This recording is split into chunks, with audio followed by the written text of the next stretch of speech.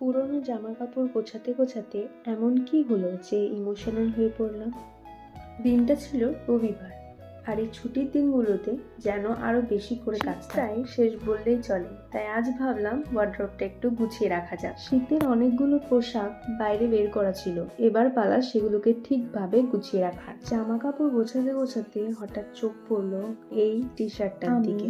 দর্শন বিভাগের ছাত্রী। টি শার্টটা হচ্ছে আমার ইউনিভার্সিটি লাইফের শেষ দিনের স্মৃতি। এই টি শার্টটা যেখানে আমরা সবাই যে যার নাম লিখেছিলাম, কিছু লাইন লিখেছিলাম ফিউচার নিয়ে, ফ্রেন্ডশিপ নিয়ে।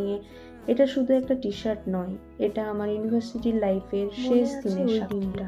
উপরে হাসি, ভিতরে কান্না, একটা এক্সাইটমেন্ট আর অনেকটা আনসিওর ফিউচার। এতদিন পর বুঝছি যে সবাই থাকে না রেগুলার কন্ট্যাক্টে, কিন্তু স্মৃতিগুলো থেকে যায়।